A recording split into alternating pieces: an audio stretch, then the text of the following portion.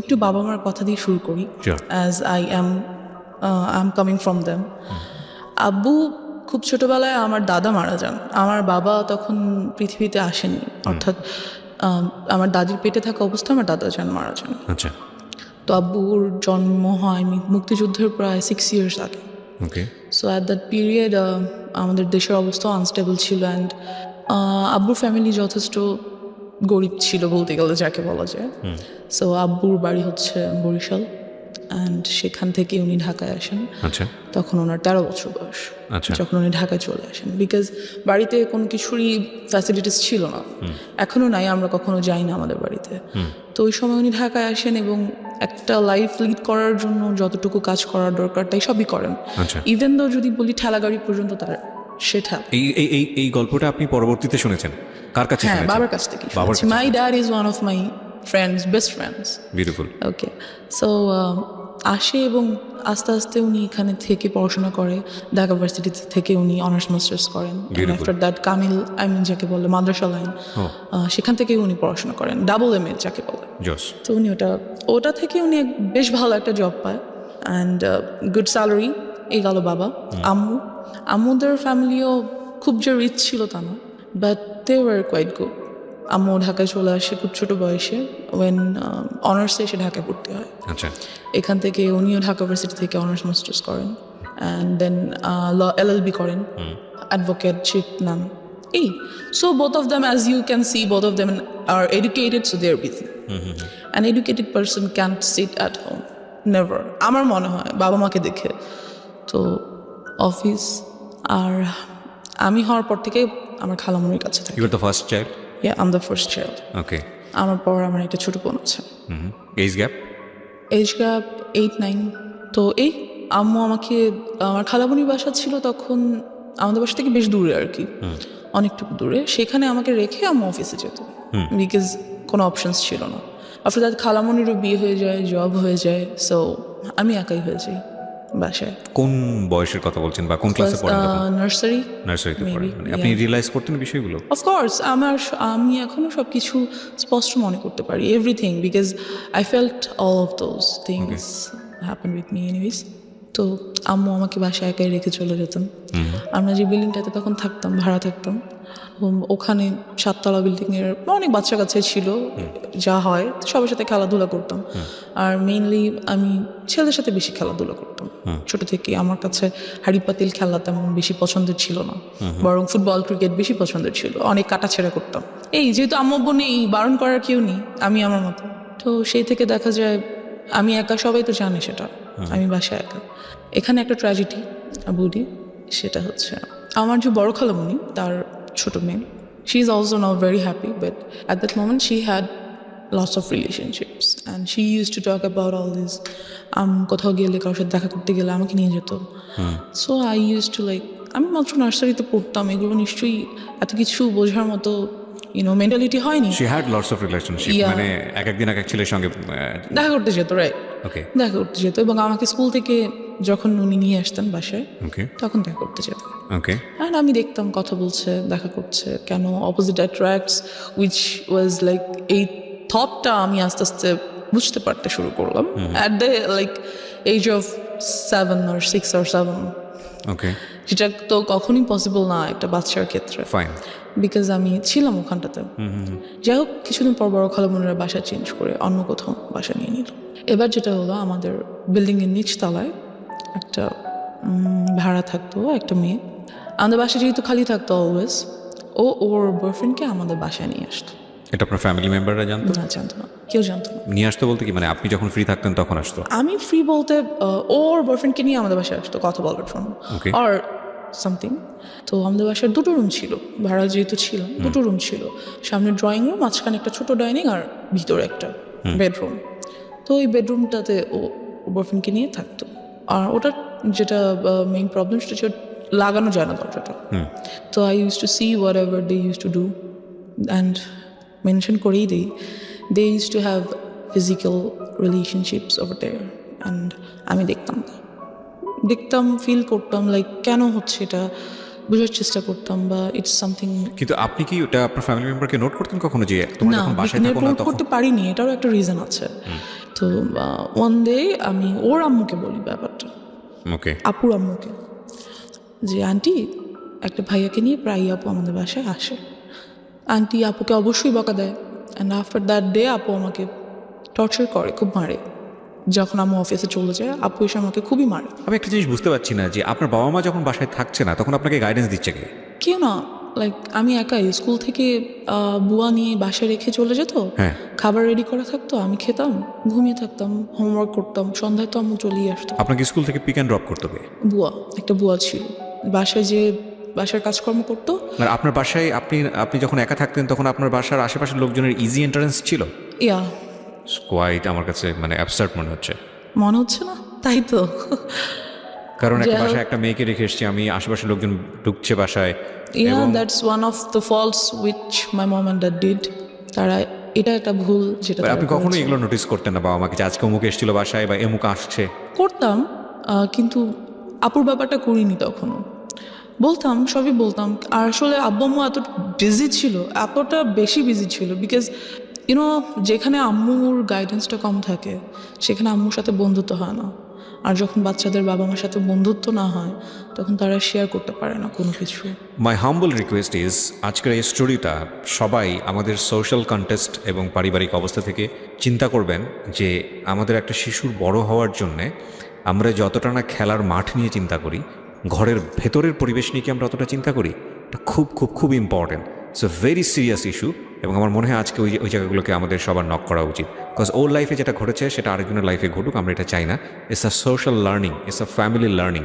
ওকে, এবং আমি ওকে স্যালুট জানাই যে ও নিজেকে এক্সপোজ করে অন্তত আরও 10টা ফ্যামিলিকে সতর্ক করার জন্য এখানে এসছে। জি, তারপর কি হলো? আপনাকে খুব মারলো? হ্যাঁ, খুব মারলো।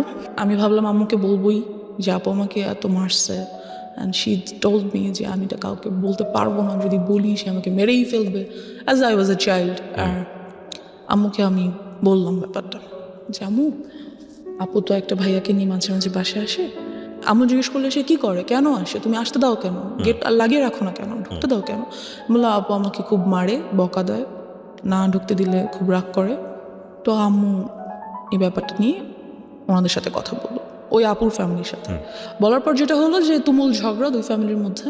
ওরা কি খুব পাশাপাশি ছিল আপনাদের? হ্যাঁ, আমরা ছিলাম 4 তলায়, ওরা ছিল নিচতলায়। আচ্ছা। এই তো খুবই ঝগড়া লাগলো। পরবর্তীতে যে আমাদের বাড়িওয়ালা, উনি আমাদেরকেই বের হয়ে যেতে বললো, যেখানে বের হওয়ার কথা ওদের, অ্যাজ ফল্টটা ওদের ছিল, আমার না, বাট আমাদেরকে বের হয়ে যেতে বললো। সো আমরা সামহাও প্রবলেমটা সলভ হলো, ইস্যুটা ঠান্ডা হলো, আপুটা আমাদের বাসায় আসে না। ওকে, এবার যেটা হলো, আমার মেন্টালিটি লাইক ওই জায়গাটা থেকে অনেক আনস্টেবল হয়ে গেল, কী বলবো এটাকে, unbalanced. So I use to think like কেন হচ্ছে এই জিনিসগুলো, বা এগুলো কী, কেন, some kind of curiosity. Like of course একটা কিউরিয়াসিটি গ্রো করলো। আপনি তখন নার্সারিতে পড়েন? তখন আমি 1-এ উঠেছি। ওকে, তখন আমি 1-এ উঠেছি, অ্যান্ড আমার কাছে ব্যাপারটা খুবই আনইউজুয়াল লাগতো, as I have seen them doing something like that. So আমার কাছে অনেক আনইউজুয়াল লাগতো যে কেন এটা কেন হচ্ছে। আমার একটা ফ্রেন্ড বলা যায় না ঠিক, আমার থেকে সিনিয়র ছিল তখন, ও মেবি ক্লাস 3 or 4-এ পড়ে। I use to talk a lot with her. তো সেই ব্যাপারে আমাকে অনেক কিছু বলে। একটা বাচ্চা কী বা বলতে পারে, 3-4-এর একটা বাচ্চা, যতটুকুই ওর কাছে মনে হয়েছে বা ও যা বুঝে সেখান থেকে বলছে আমাকে। Anyway, so and after that আমাদের 6 তলায় একটা ছেলে থাকতো। He proposed me when I was in class 1. Seems funny. Anyway, so আমাকে প্রপোজ করলো যে I want to be your boyfriend. So I was like, yeah, I got a chance. হ্যাঁ, সবার কাছে, আমার কেন নাই? আপুর আছে, ওই আপুর আছে, সেই আপুর আছে, হ্যাঁ আমার এরকম করা উচিত। তো I said okay. So he like কিছু না বুঝিয়ে ওকে করে দিলেন? হ্যাঁ, সবার আছে, সুতরাং আমার ইটস আ ফ্যাশন। হ্যাঁ, আমিও যাবো, ওকে ফাইন, গুড। কি হবে I don't know, like boyfriend, good, ওর সাথে ঘুরবো ফিরবো কথা বলবো, এই তো। সো একই স্কুলে ছিলাম আমরা, নিয়ে আসতো। আমি ক্লাস 1-এ ছিলাম, সিরিয়াসলি। আমি এখন বলতে গেলেও ইম্বারেসড ফিল হয়, like how did I do that? No, there is a reason, of course, there is a definitely reason. But আমারও হয়তো বা বোঝা উচিত ছিল নিজেকে, হয়তো লাইক টেক কেয়ার উই করা ক্যান ব্লেম উচিত ইউ ছিল। বিকজ আপনি একটা চাইল্ড সে সময় রাইট, বোঝা উচিত ছিল আপনার প্যারেন্টের। যাই হোক, আমরা সেই ডিসকাশনে পরে ইয়া, বাট তারা আসলে কিভাবেই বা বুঝবে, আমিও তো তাদেরকে ঠিক ব্লেম ওভাবে করতে বলতে পারি পারি না। নাই। It's a situation actually. Like, okay yeah. So, yeah, then he was my first boyfriend. Okay Then somehow ওরা বাসা চেঞ্জ করে ফেলে। বয়ফ্রেন্ড এই আর কি, ও তো একটা বাচ্চা, ওই বা বয়ফ্রেন্ড গার্লফ্রেন্ডের কি বুঝে। যাই হোক, তো somehow ওরা বাসা চেঞ্জ করে ফেলার পরে I used to like a boy. I used to like him very much because he looked very cute. So বাচ্চা ছিলাম দুজনেই, ও আমার ক্লাসমেট ছিল, তখন আমি 2তে উঠেছি। এনিওয়েজ, তো এই তারপর আমরা ওখান থেকে বাসা চেঞ্জ করে ফেলি। বাসা চেঞ্জ করে আমার যে বর্তমান বাসা, মানে আমাদের নিজেদের বাড়ি করে ফেলি আর কি, সেখানে চলে আসি। আসবার পর আমরা এখান থেকেই শুরু হয় আমার লাইফের মোস্ট ট্র্যাজিক পার্ট, বিকজ আমাদের যে এলাকাটা মেনশন করছি না, বাট কি বলবো, এলাকা বলা যায় না আসলে। Can any people like live there? I feel, because ওই সময়টাতে ওটা মানুষের বসবাস উপযুক্ত তো ছিল না। Fine, I want to listen your Anyways, story, what then, happened there. হ্যাঁ, আমরা একটা মৃত্যুর জন্য যেটা একটা অনুষ্ঠান হয়, কাইন্ড অফ কুলখানি বা খাওয়ায়। কোনো কিছু না, কুলখানি? আই ডোন্ট নো, অনেকজনকে ডেকে খাওয়া দাওয়া করায়, আচ্ছা, সামথিং okay. Like that. অনেক ছোট ছিলাম, মনে নেই, 2তে আমি তখন উঠেছি মাত্র। যাই হোক, তো সেখানে আমরা যাই। যাওয়ার পর যেটা হয়, আমরা একটা আমার কাইন্ড অফ নানা, মানে আমার আম্মুর খালু যান হয়, ওনাদের গাড়িতে করে সেখানে যাই।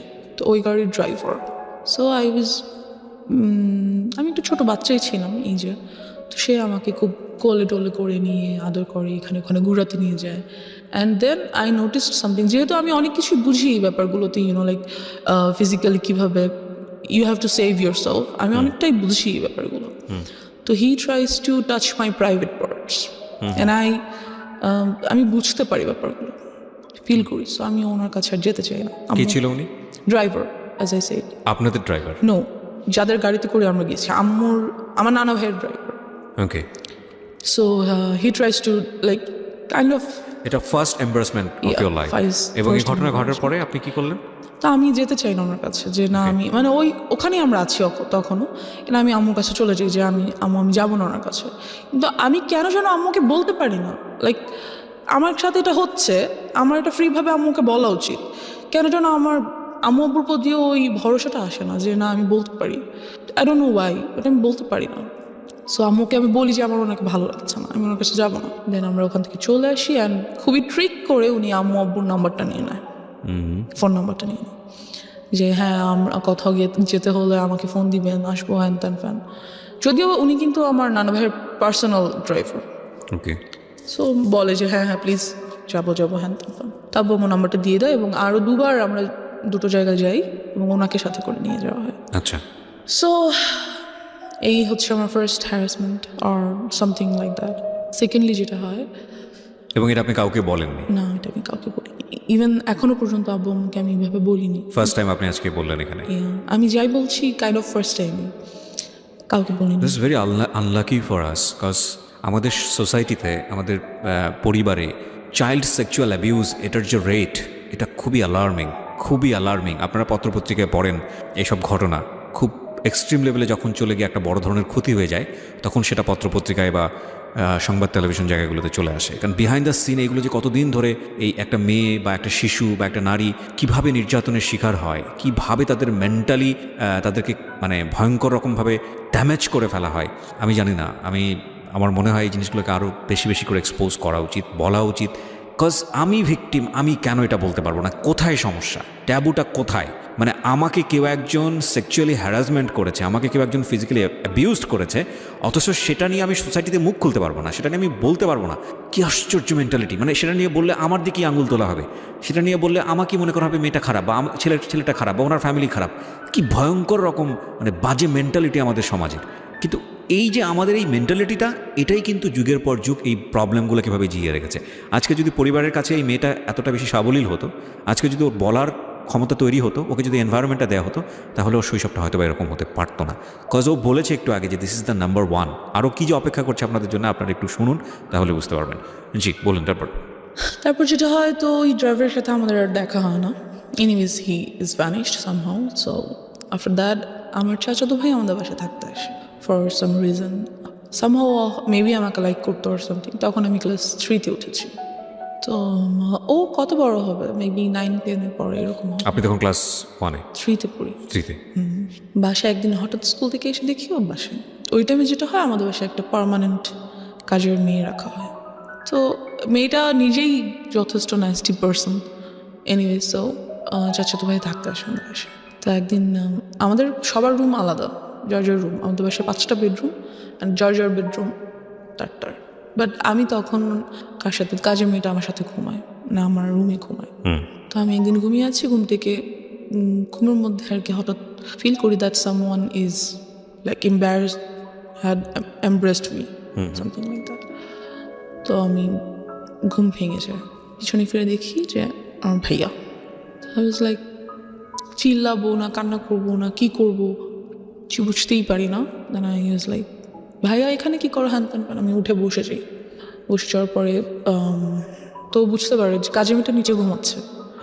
তো বুঝতে পারে যে আমি যদি এখন কিছু বলি তাহলে কাজের মেয়েটা উঠে যাবে, আম্মু আব্বু চলে আসবে, অ্যান্ড যাই হোক, তো ওদিনও চলে যায়। ও দিন চলে যায়। পরের দিন শুক্রবার দিন সবাই বাসায় ছিল। What was his response? আপনি তোকে জিজ্ঞেস করলেন যে তুমি এখানে কি হ্যাঁ, করো? তুমি এখানে কি করো? এমনি আসছি, নাথিং, লাইক চলে যায়, উঠে চলে যায়। পরের দিন শুক্রবার দিন সবাই বাসায় ছিল, তো আমরা ছাদে গিয়েছি। আমাদের ছাদটা খুব সুন্দর, গাছ লাগানো চারিদিকে, বসার মতো স্পেস আছে, টেবিল আছে, যাই হোক। তো ওখানে আম্মু চা করে নিয়ে গেছে, সবাই চা খাচ্ছে, ভাইয়াও গিয়েছে। ছাদটা 2টো ছাদ, একটা হচ্ছে চিলে কোঠার একটা ছাদ আছে, আর মেইন ছাদটা নিচে। তা আমি আর আমার কাজের মেয়েটা চিলেকোঠার ছাদে উঠেছি। আমার বেস্ট ফ্রেন্ড সবসময় ছিল কাজের মেয়েরা। যারাই কাজের মেয়েরা আসতো তারাই আমার বেস্ট ফ্রেন্ড, বিকজ কেউ তো সাথে থাকে না, ওরাই সাথে থাকে। তো ওকে নিয়ে আমি ছাদে বসে আছি। তো ভাইয়া উপর উঠছে, উঠে আমার কাঁধে হাত রাখছে, রেখে বললো, পড়াশোনা কেমন চলে, হ্যান ত্যান। বললাম হ্যাঁ ভালো। বলতেছে কোনো ম্যাথে প্রবলেম হলে আমাকে দেখাও, ইত্যাদি ইত্যাদি কথা বলতেছে। And he tried the same thing that I faced with that driver. He was trying to touch some of my private parts. তো কাজের মেয়েটা এটা বুঝতে পারে, বিকজ আমার থেকে বেশ বড়। তো আমাকে বলে, আপু চলে নিচে চলে যাই। তো আমিও ফিল করছিলাম, সো আই ওয়াজ লাইক হ্যাঁ নিচে চলে, বাট ভাই আমাকে যেতে দিচ্ছে না। সো না থাকো, এখানে কত সুন্দর লাগছে, পরিবেশটা ভালো লাগছে, যেতে দিচ্ছে না। এই গেল সামহাও। তো আমি চলে আসি নিচে, কিছুক্ষণ বাদে চলে আসি। আম্মুকে বলি ব্যাপারটা, যে আম্মু ভাইয়া আমার সাথে, আমি আম্মুকে ডাইরেক্টলি বলি যে আম্মু ভাইয়া আমার প্রাইভেট পার্স টাচ করার চেষ্টা করে।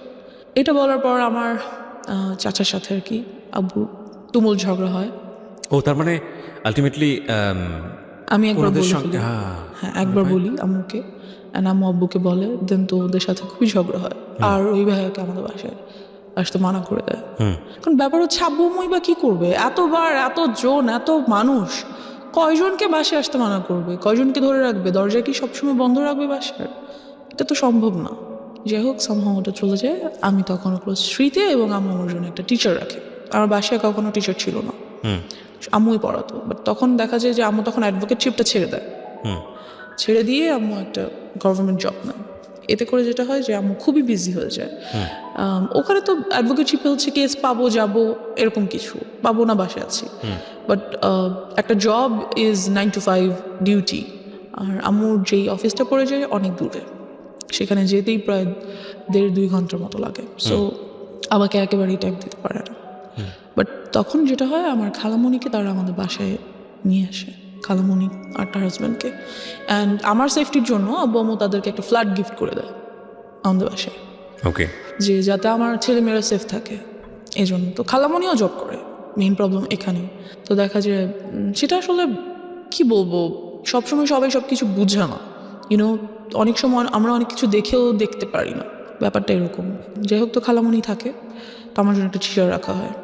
টিচারটাকে বলা হয় যে তুমি সন্ধ্যায় আসবো, কারণ আমি সন্ধ্যা বাসায় আসবো। আম্মু বলে যে আমি সন্ধ্যায় আসবো আর তুমিও সন্ধ্যায় আসবো। Your mom is lawyer?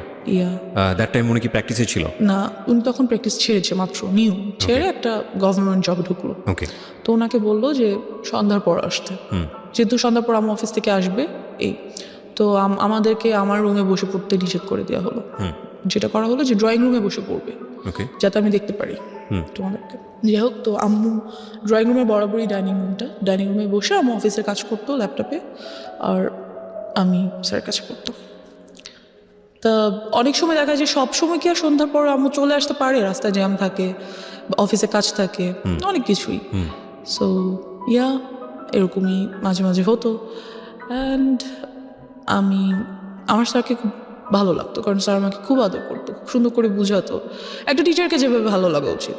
That's it. তো স্যার যেটা করে যে আমাকে অলওয়েজ কোলে নিয়ে পড়ে।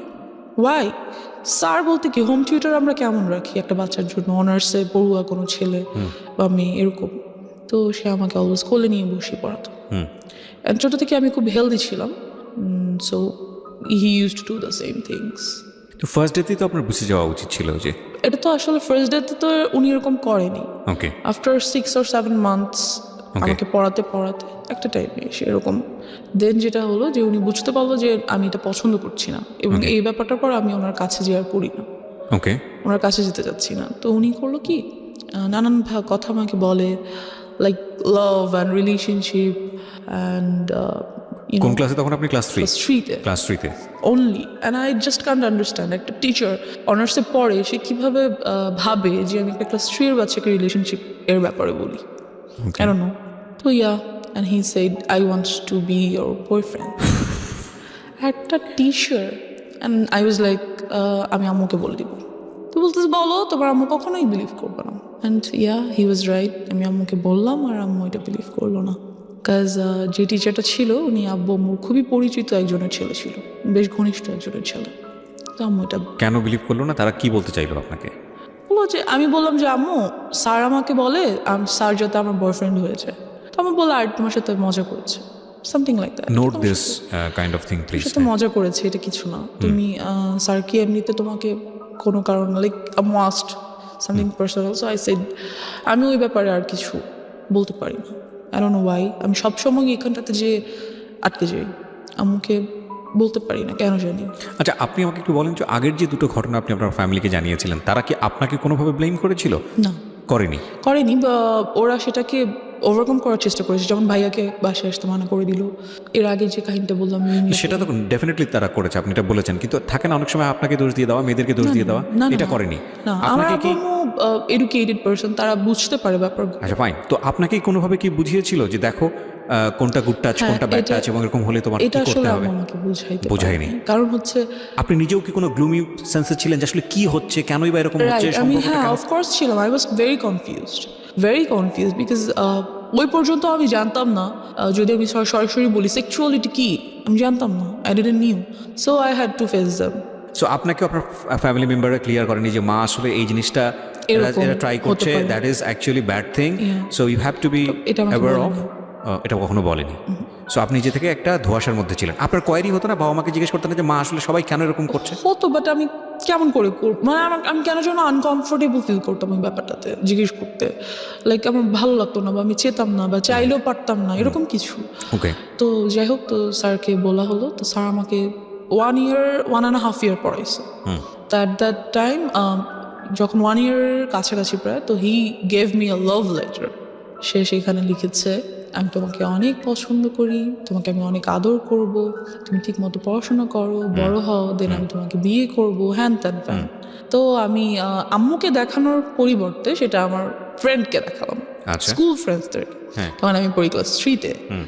যে কাহিনীটা হলো সেটা হচ্ছে ওই ব্যাপারটা নিয়ে পুরো স্কুলে কাহিনী হয়ে গেল। তো যে ওই মেয়েটাকে ওর স্যার লাভ লেটার দিছে, অ্যান্ড প্রিন্সিপাল আম্মুকে ডাকলো। এবং কাহিনী শুধু এক জায়গায় লেগেছে আরেক জায়গায়, এরকম একটা অবস্থা। কাহিনীটা শুধু ওই পর্যন্তই হলো না যে লাভ লেটার হয়ে গেল, ওরা বিয়ে করবে, ওদের কতদিন পরে ওদের বেবি হবে, হ্যান ত্যান, বাচ্চারা যা করে নর্মালি, মানে বিশাল কাহিনী, পুরো স্কুল জানাজানি হয়ে গেল এটা। আম্মুকে কিন্তু আমি তখনও বলিনি, ইভেন দো লাভ লেটারটা আমি স্যারকে কোনো রিপ্লাইও করিনি, কিছুই না, বাট ব্যাপারটা পুরো স্কুলে কাহিনী হয়ে গেল। অ্যান্ড প্রিন্সিপাল ডাকলো আম্মুকে। সো আম্মু গেল, ক্লাস টিচার, প্রিন্সিপাল সবাই মিলে বললো আম্মুকে যে এরকম কি হয়েছে, আমরা তো জানি না, কেন স্কুলে এত গুজব ফ্যান ত্যান। যেটা ওদেরকে বলা হলো যে আপনি আপনার মেয়েকে স্কুল থেকে নিয়ে যান, ডিরেক্টলি বলা হলো যে নিয়ে যান স্কুল থেকে, বিকজ আপনার মেয়ে আজে বাজে গল্প করে, ও বাকি বাচ্চাদেরকে নষ্ট করে ফেলতো। আমি কিছুই করি নাই, কী বা করবো, আর আমি বুঝি বা কি বলবো বা কি আজে বাজে গল্প বা কী করবো। বাট যাই হোক এরকমটা বলা হলো, অ্যান্ড ও স্কুল থেকে আমাকে নিয়ে আসলো, আম্মু নিয়ে আসলো, অ্যান্ড ওই টিচারটাকে বাদ দিয়ে দিল। দেন আপনি তো ফ্যামিলিকে বললেন যে ঘটনাটা কী ছিল। আমাকে লেটারটা দেখালাম, আচ্ছা, তারপর দ্যাটস ইট। তো লেটারটা দেখে আম্মু আমাকে কিছুই বললো না, আর কিছু জিজ্ঞেস করেন? নাথিং। সে জাস্ট টিচারটাকে বাদ দিয়ে দিল, And দিয়ে it was a one kind of, আমি জানি না বাবা মায়ের ক্ষেত্রে আমি কি ওয়ার্ডটা ইউজ করবো, because they are just gifted from আল্লাহ। বাট সি, আপনি যখন যেদিন প্রথম দিন বলেছিলেন আপনার মাকে যে he wants to love me, ওই সময় যদি সে বিশ্বাস করে স্টেপটা নিয়ে নিত তাহলে কিন্তু আজকে এই রকম একটা ডিজাস্টার হতো না আপনার লাইফে।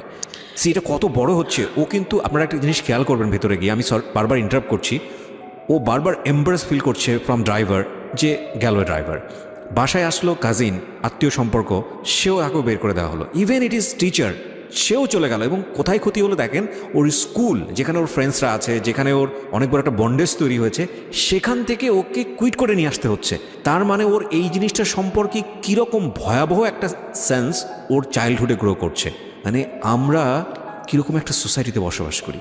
ওকে, তারপর যে স্কুলটাতে আমি ছিলাম ওটা অনেক স্বনামধন্য স্কুল ছিল। আমরা মেনশন করতে চাই Toughest, yeah, mention করছি না। অনেক সিনারি Toughest, বাংলাদেশে yeah. এরকম behind So, under the scene যার এরকম। কারণে হ্যাঁ, ওখান থেকে এসে আমার এলাকার একটা স্কুলে ভর্তি হতে হলো। ওকে। তো ওখানে ভর্তি হওয়ার পর যেটা হলো যে ওই টিচারটা যাকে আমি বাদ দিয়ে দিয়েছি, সে মাঝে মাঝে স্কুলের সামনে এসে দাঁড়িয়ে থাকে, স্কুলের সামনে এসে দাঁড়িয়ে থাকে। আর এই ব্যাপারটাও আমি আম্মুকে বললাম, চিপস নিয়ে আসে, চকলেট নিয়ে আসে, বেলুনস নিয়ে আসে, হ্যান তেন। তো আম্মুকে আমি- অনার্সে পড়ুয়া। হ্যাঁ, অনার্সে পড়বো, মেবি ফার্স্ট আর সেকেন্ড ইয়ারে পরে এরকম কিছু হবে। যে Okay. তো নিয়ে আসে, তো আমি আম্মুকে বললাম যে আম্মু স্যার প্রতিদিন এসে দাঁড়িয়ে থাকে, আমাকে নিয়ে যেতে চায়, বাসায় পিছন পিছন আসে, বেলুন দেয়, চিপস চকলেট দেয়, হ্যান দেন। তো আম্মু করলো কি, আমাকে আনা নেওয়া করার জন্য একটা বুয়া রেখে দিল 1000 টাকা বেতন দিয়ে, যাতে অ্যাটলিস্ট ওই লোকটা না দাঁড়িয়ে থাকে। এবার যে টিচারটা রাখলো, ওর বাবা মা অনেক নিম্নমানের আর কি, খুব গরিব, তারা স্লামে থাকে। ওর বড় আপুর বিয়ে হয়ে গেছে, সেখানে একটা বেবি আছে, হাজব্যান্ড ছেড়ে দিচ্ছে, লাইক ওদের ফ্যামিলিতে খুব ট্র্যাজেডি। বাট ওই ছেলেটা খুবই ব্রিলিয়েন্ট, অলওয়েজ স্কলারশিপে পড়াশোনা করছে। এখন অনার্সে যে উঠছে সেটাতে উনি ফ্রি পড়াশোনা করছে।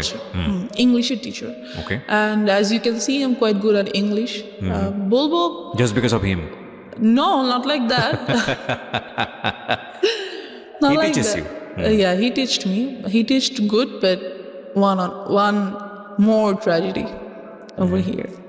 যাই হোক, তো উনি এরকম কিছুই ছিলেন না, বরং খুবই রাগী, বদমেজাজি অ্যান্ড টর্চারেবল টিচার ছিলেন। পড়া না করে রাখলে মারতেন, এবং প্রচুর মারতেন। কোন ক্লাসে তখন আপনি? আমি তখন ক্লাস 4-এ পড়ছি, প্রায় শেষের দিকে। ওকে। যাই হোক, তো অ্যান্ড একটা টাইমের পরে দেখা গেল যে পড়া না করার জন্য আমার সেক্সুয়ালি হ্যারাসড হতে হবে। মানে কি?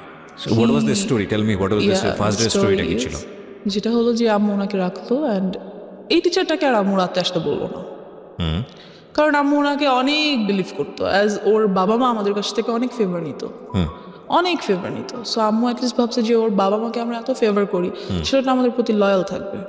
বাট এরকম কিছুই হলো না।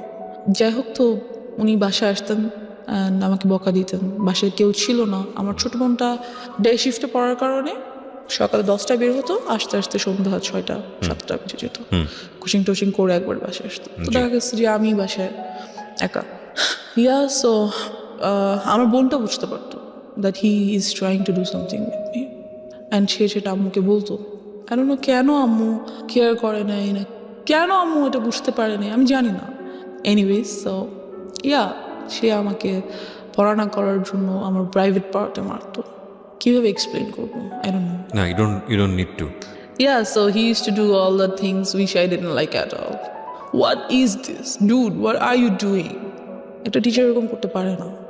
সো সে আমাকে 1 বছর পড়ালো, আমার রেজাল্ট অনেক ভালো হলো, বাট আরেক সাইড দিয়ে রেজাল্ট হয়তো অনেক খারাপ হয়ে গেল। আমার mentality or my thoughts were hurt. Then ব্যাপারটা আমি আম্মুকে বললাম না, কিন্তু খালামণিকে বললাম। মানে আর কত বলা যায়? কত দেন আমি খালামণিকে সব বললাম, এবং খালামণির কাছে খুব কান্নাকাটি করলাম। তো খালামণি বুঝতে পারলো ব্যাপারটা। অ্যান্ড মেনশন করে দিই, খালামণি একজন সাইকোলজিস্ট। ও, very good. Psychologist or psychiatrist? Whatever, I don't know. সে কি ট্রিটমেন্ট করে? না, ছেড়ে দিয়েছি, এটাও নিয়ে ছেড়ে দিয়েছি। সাইকিয়াট্রিস্ট, হ্যাঁ। হোয়াটএভার। সো আমি খালামণিকে বলার পরে খালামণি ব্যাপারগুলো আম্মুকে খুব ভালোভাবে শেয়ার করলো। আম্মু যেটা হলো যে বুঝার পরিবর্তে আম্মু খুব রাগ হয়ে গেল যে আমি কি করব, কয়টা টিচার চেঞ্জ করব, একটা আনছি এটার বলে এটা, আরেকটা আনছি এটাও বলে এটা, সবগুলোকে বাদ দিচ্ছি। এটা কেউ আসলেই এরকম হচ্ছে না কেউ পড়াশোনা করতে যাচ্ছে না? কি করব, কয়টা টিচার বাদ দিব, টিচার পাবো কোথায়? অ্যান্ড আমাদের যে এরিয়াটা ছিল সেখানে ভালো টিচার পাওয়াও খুব মুশকিলের ব্যাপার ছিল। So she was like fed up, আমি করবোটা কি, বাবাকে বলতে পারছে না, কেন বলতে সে জানে কেন বলতে চাচ্ছে না বাবাকে ব্যাপারগুলো। অ্যান্ড এই টিচারটাকেও আম্মু বাদ দিয়ে দিল এক পর্যায়ে। যে বাদ দেওয়াতে যেটা হলো, বাদ দিবে আর কি 1 মান্থ পর বাদ দিবে এরকম, মানে মাসের শেষে তো বাদ দিতে হবে এরকম কিছু। The biggest tragedy of my life. একদিন স্যার 1টা-1:30টার দিকে বাসায় আসলো। স্যার খুব ভালোভাবে জানে এই টাইমে আমাদের বাসায় কেউ থাকে না এবং স্যারের বিকেল 5টার আগে আমাদের বাসায় ঢোকা নিষেধ।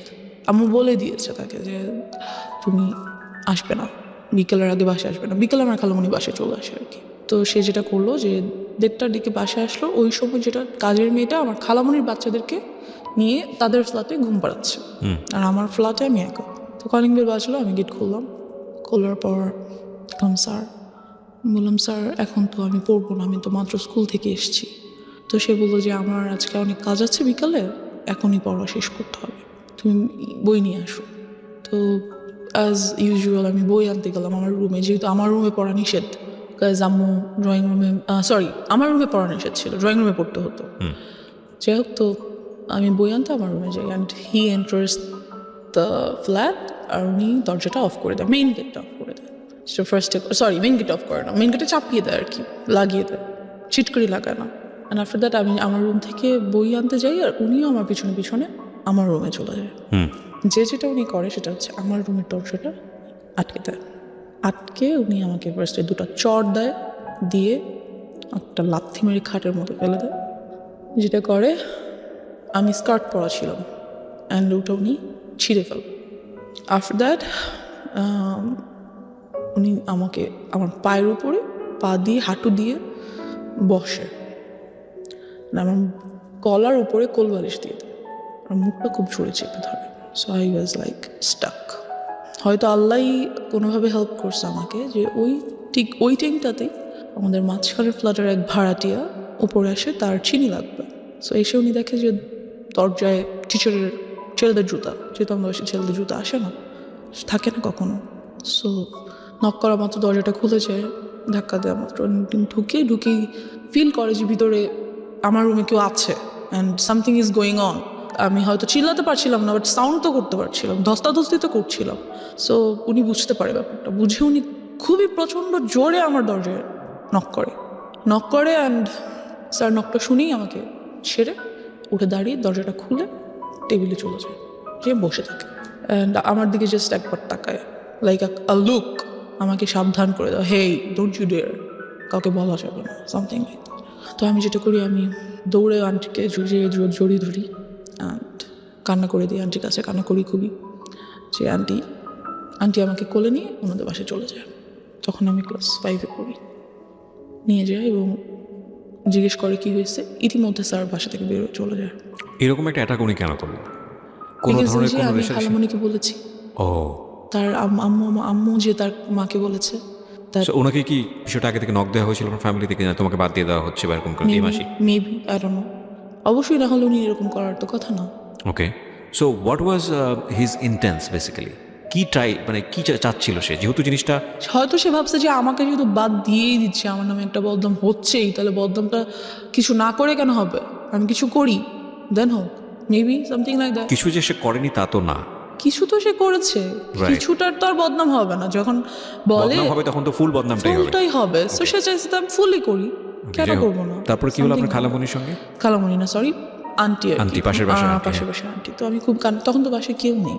তো কান্নাকাটি করার পরে আম্মুকে আন্টির সাথে সাথে ফোন করলো, ফোন করে ব্যাপারটা বললো।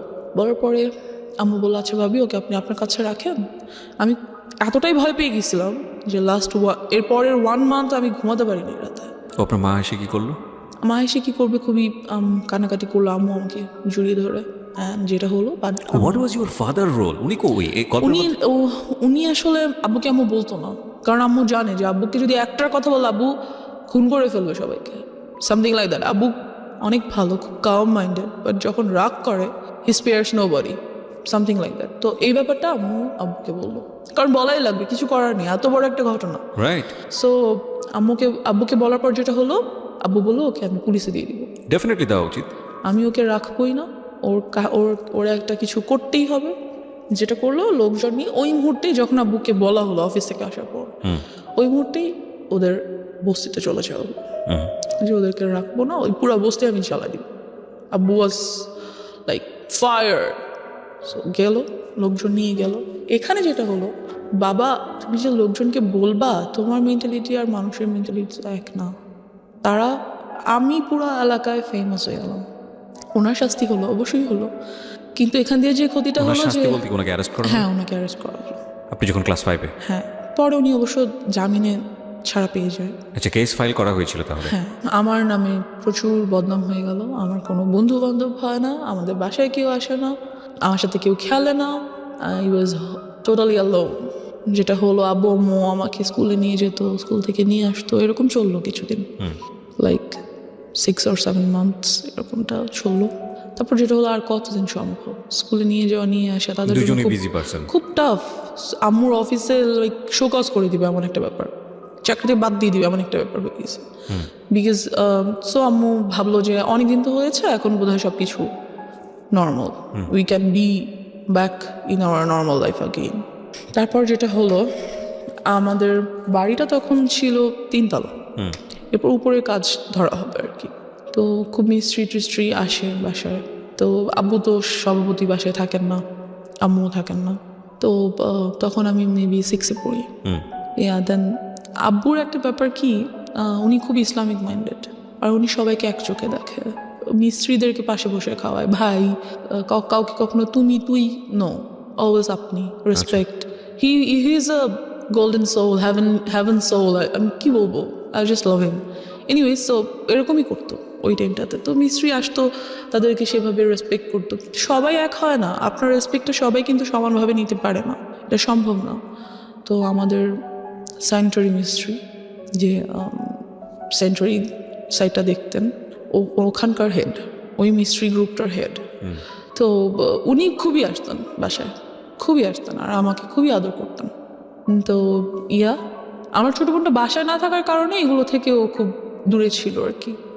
যাই হোক, তো ও বাসায় ছিল না বলতে? ও তো যে বললাম, ডে শিফটে থাকার কারণে 10টার দিকে সকালে বের হতো। ও আচ্ছা, বাসায় ছিল না মনে হচ্ছে, যে তখন অন্য বাইরে স্কুলে ছিল। সো ওই ব্যাপারগুলো খুব একটা ফেস করতো না। তো ওই আঙ্কেলটা আসতো বাসায়, আমাকে আদর করতো, চকলেট নিয়ে আসতো, হ্যান ত্যান। একদিন যেটা হলো, রাতে উনি আসছে সাইড ভিজিটের জন্য, যে কিছু একটা প্ল্যান আছে ওনার, এটা বাবাকে বলবে। তো আমরা উপরে গিয়েছি, আম্মু আব্বু আমি, আমার ছোটো বোন, না ছোটো বোন যায়নি, আমরা 3 জন গিয়েছি। তো উনি বলতেছে ব্যাপারগুলো। তো আব্বু সামহাও কিছু কারণে নিচে গিয়েছে, তো উনি আমাকে কোলে নিয়েছে। আমি কিন্তু তখন 6-এ পড়ি প্রায়। কোলে নেওয়ার মতো না, অনেক হেলদি, বেশ বড় হয়েছি, কোলে নেওয়া যায় না। তো উনি আমাকে কোলে নিল, আমি উঠবো না, উনি আমাকে জোর করে কোলে নিয়েছে, না আসো আম্মু, হ্যান ত্যান। উনি যেটা করলো, খুবই বাজেভাবে একটা কাজ করলো আমার সাথে, দ্যাট বলতে চাচ্ছি না। He did something very nasty, very nasty. And আমি ওই মুহূর্তে কান্না করে দিলাম, ওনার কোল থেকে লাফ দিয়ে কাইন্ড অফ আমার হাঁটুর উপর পড়ে গেলাম। অ্যান্ড আম্মু গেলো, কী হয়েছে। আঙ্কেল বললো যে না কিছু হয় নাই, আমার হাতে তো ঘড়ি ছিল, ঘড়ি তো বোধহয় ওর গায়ে লাগছে। আমি খুব কান্না করতেছি। আম্মু বললো, কী হয়েছে আম্মু, চলো নিচে নিয়ে আসলো আমাকে। যেটা হলো, ওদিন রাতে আমি আম্মুকে কিছু বললাম না, ঘুমিয়ে গেল। পরের দিন থেকে উনি এলাকায় নেই, ওনাকে আর পাওয়া যাচ্ছে না, বিকজ উনি বুঝতে পারছে যে আমি আম্মুকে বলবো, উনি আর এলাকায় নেই। তা আমি ব্যাপারটা আম্মুকে কিছুটা বললাম, কিছুটা। সো ওনাকে তো আর পাওয়াই গেল না, কি আর করার। এই সব কিছু দিয়ে চলে গেল, এই হয়ে গেল হ্যারাসমেন্টের সাইড শেষ। এবার আমার নিজের ফল্টের সাইডগুলো চলে আসছে। তো আমি 7-এ পড়ি, আর এলাকার স্কুলে পড়ি, অ্যান্ড আমি খুব happy at that time. So and আমার বিরুদ্ধে যে রিউমার্সগুলো ছড়াইছিল, ওগুলোও কাইন্ড অফ ভ্যানিশড। সবাই জানতো যে আমি খুব বাজে, খুব ফাজিল। আর যেহেতু আব্বু আম্মু নাই, বারণ করার কেউ নাই, ছেলেদের সাথে যে ক্রিকেট খেলতেছি, ওদের সাথে যে ফুটবল খেলতেছি, ছাদে বৃষ্টি হলে ভিজতেছি, নাচতেছি, তো এটা ছিল কাইন্ড অফ লাইক এই ধরনের মেয়েরা খুব বাজে হয়। এদের কাছে মেয়েদের সাথে এরা মিশতে পারে না, ভালো মেয়েদের সাথে এরা মেশে না। সো আমার মেয়ে বন্ধু কোনোদিনও হয়নি, কাজ যার সাথে না ওর সাথে চলা যাবে না, ও খারাপ, এমন একটা ইমেজ তৈরি হয়ে গেল আমার। সো আমার সব ছেলে বন্ধু, ওদের সাথে ওরা যা খেলে আমার তাই খেলতে হয়, সারাদিন তো বাসে বসে থাকা সম্ভব না। তো এই খেলাধুলা যাই হোক, এক পর্যায়ে যেটা হলো, আমাদের এক সিনিয়র ভাইয়া উনি আমাদের সাথে ক্রিকেট খেলতো। তো উনি যেটা করলো, উনি বললো যে তোমাকে আমার খুব পছন্দ হয়েছে, I want to be in a relationship with you. Then I was like, কিছু বললাম না, ভাবলাম কি করবো হ্যান ত্যান। তো আমার বেস্ট ফ্রেন্ড ওকে বললাম, তো খুব হাসাহাসি করলো, সে সিনিয়র ভাইয়ের সাথে রিলেশন করবি তা তো তুই আমাদের আপু হয়ে যাবি না, এরকম কিছু না। তো আমি খুব ওর কথাটাতে আমি খুব মজা পেলাম যে ওয়াও, আমি তোদের আপু হয়ে যাবো, great, then I must do that. So আমি ওনার প্রপোজালটা অ্যাকসেপ্ট করে ফেললাম। যেটা হলো যে একদিন উনি ছাদে আসলো আমাদের দরজার মেইন গেট নর্মালি বন্ধ থাকে, বাট সামহাও ওই দিন আই ডোন্ট নো কীভাবে আসছে, ছাদে আসলো, এসে আমাকে আমাদের বাসার নাম্বার, আমার তখন ফোন নেই, বাসার নাম্বারে কল করো, যেটা বাসা অলরেডি আম্মু রেখে যায় ফর সেফটি। কল দিল, দিয়ে বললো যে আমি ছাদে এসেছি, তুমি ছাদে এসো। আমি ছাদে গেলাম, যাওয়ার পর he tried to kiss me, and এই ব্যাপারটা আমার কাছে অনেক নাস্টি ছিল, because I don't like it. Because আমি ছোটো থেকে ফিজিক্যালি অ্যাটাচড হওয়ার ব্যাপারগুলো আমার কাছে এতটাই ভয়ানক যে আমি এগুলো নিতে পারি না। অ্যাকচুয়ালি ও যখন শুরু করে তখন ও বলছিল যে এবার শুরু হচ্ছে আমার ফল্ট। আমি মনে মনে ভাবছিলাম যে নো, এতক্ষণ ধরে যেই কজটা ছিল সেটার ইফেক্টটা শুরু হচ্ছে। So that is the thing, যে ওর পার্সোনাল লাইফে কত বড় ক্ষতি হয়ে গেছে যে ও ওই পার্টটাকে মনে করছে জীবনের সবচেয়ে বিভীষিকাময় পার্ট। এবং আমরা আজকে এই বিষয়টাকে খুব ওপেনলি এখানে ডিসক্লোজ করছি দুটো কারণে। এক, বাবা মা যারা আছেন, ফ্যামিলিতে যারা অভিভাবক আছেন, তাদের প্রতি আমাদের একটা বিশেষ মেসেজ হচ্ছে যে আপনি যাই করেন না কেন জীবনে, যত পয়সা আর্ন করেন, যত বেশি বিজি থাকেন, হোয়াট ফর, কেন করেন? বিকজ আপনার সন্তানরা তো এসে ওই লিগেসিটা ধরবে, বিকজ আপনার সন্তানদের জন্যই তো সেই সন্তানকেই যদি আমি প্রপারলি বড় করতে না পারি, বা তার যদি একটা কমফোর্ট এনভায়রনমেন্ট আমি এনশিওর করতে না পারি, তাহলে এই পরিশ্রমী পয়সা কিসের জন্য? প্রথম কথা হচ্ছে এটা। সো এটার প্রায়োরিটি অবশ্যই জরুরি, এক। 2 নম্বর হচ্ছে যে যারা আজকে অ্যাডাল্ট না বয়সের দিক থেকে, এবং অনেকেই হয়তো বা শুনবে রেডিওতে, তাদেরকে বলবো স্পিক আউট, বলো। কারণ এটা একটা মেয়ের ঘটনা না বাংলাদেশে, এটা একটা শিশুর ঘটনা না বাংলাদেশে, এরকম অসংখ্য মেয়ে, অসংখ্য শিশু, অসংখ্য নারীর ঘটনা এগুলো। হ্যাঁ, কারণ কেউ স্পিক আউট করে না, আমাদের সোসাইটিতে এগুলোকে ট্যাবু মনে করা হয়। আমি বলতে চাই আজকের অনুষ্ঠান দিয়ে দ্ব্যর্থহীন কণ্ঠে যে তোমরা বলো, তোমাদেরকে স্পিক আউট করতে হবে। কিছুদিন আগে আমি দেখলাম সোশ্যাল মিডিয়াতে মিটু আন্দোলন হলো। মিটু আন্দোলন এটা অন্য একটা জিনিস, আমি যদিও এটাকে আমি মনে করি যে ইয়াস, এভাবে বলতে হবে, ডেসপার্টলি আসতে হবে। এবং সেই জায়গাটা থেকে আমি মনে করি যে পুরো দুনিয়াকে না জানালেও অন্তত ফ্যামিলিকে জানাও, ফ্যামিলি মেম্বারদেরকে খুব ডেসপারেটলি বলো। ও তো বলেছে, কিছু কিছু ক্ষেত্রে বলেছে, তারপরেও ওকে এতটা হ্যাসল ফেস করতে হয়েছে। কিন্তু আমি জানি এরকম অসংখ্য শিশু আছে, অসংখ্য কিশোর কিশোরী আছে যারা কখনো স্পিক আউট করে না, সারাটা জীবন ধরে তাদের মধ্যে এটা ট্রমা হয়ে যায় এবং তারা সারাটা জীবন ধরে এটা বয়ে বেড়ায়। তো সেই জায়গাটা থেকে আমি রিকোয়েস্ট করবো সবাইকে, প্লিজ স্পিক আউট। ওকে, হ্যাঁ বলো তারপর। তো যেটা হলো যে আমার ওটা ভালো লাগলো না ব্যাপারটা, ওর বিহেভিয়ারটা। সো আমি টোটালি বললাম যে I am not liking your behaviour, so I am not going to be in a relationship with you anymore. So I broke up with him. Okay, just because of this reason? Yeah, because I don't like it. আমার কাছে relationship মানে কি, সম্পর্ক তো সবার সাথেই হয়, বাবা মা আমার একটা সম্পর্ক, বন্ধু বান্ধব আমার একটা সম্পর্ক, এটাও তেমন একটা সম্পর্ক। So I just don't like it. After that যেটা হলো, ব্রেকআপ তো হইলো, বাট ও তো এলাকার বড় ভাই, so it's not good for me. ব্রেকআপটা হয়তো আমার জন্য ভালো না। যেটা করলো, অলওয়েজ আমাকে ডিস্টার্ব করতেছে, রাস্তায় বের হতে পারছি না, বাজে কমেন্টস হচ্ছে, কী বলবো, এই আমার গায়ে ইট ছুটে মারতেছে, ওদিক থেকে রং দিচ্ছে গায়ের মধ্যে, বেরোতেই পারতেছি না রাস্তায়, কুকুর ছেড়ে দিচ্ছে পিছনে। What are all this? Just because I broke up with you? Why? আমাকে তোমার যেমন প্রপোজ করার রাইট আছে, আমারও তোমার প্রপোজাল রিফিউজ করার রাইট আছে, এটা তুমি করতে পারো না।